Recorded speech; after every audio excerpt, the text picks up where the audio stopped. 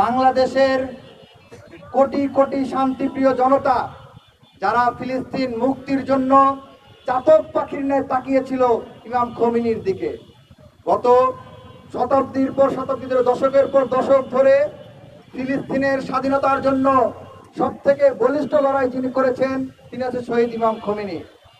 তার এই অকৃত্রিম সংগ্রাম, নিঃস্বার্থ সংগ্রামের স্বীকৃতি দেওয়া উচিত ছিল বাংলাদেশে। যখন তাকে শহীদ করা হয়েছিল, বাংলাদেশের উচিত ছিল তার শাহাদাতের প্রতি সমবেত হয়ে বাংলাদেশে রাষ্ট্রীয়ভাবে শোক ঘোষণা করা। কিন্তু আমরা দেখতে পেলাম তারেক রহমানের সরকার ঠিকই শোক ঘোষণা করেছে, কিন্তু সেটি ইসরায়েলের পক্ষে শোক ঘোষণা করেছে। আমরা দেখতে পেয়েছি তারেক রহমানের পররাষ্ট্রমন্ত্রী ওই খোলেল যিনি কিনা ইরানের বিরুদ্ধে ইসরায়েলের পক্ষে আমেরিকার পদলেহন করে বিবৃতি দিয়েছে।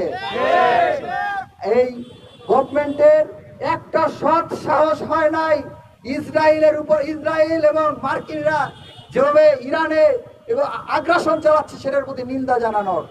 এটাই প্রমাণ করে যে বর্তমান গভর্নমেন্ট তারা এই ইরানে যে আগ্রাসন চলছে, মার্কিন এবং ইসরায়েলি আগ্রাসন, সেই আগ্রাসনের প্রতি পরোক্ষভাবে সমর্থন যোগাচ্ছে।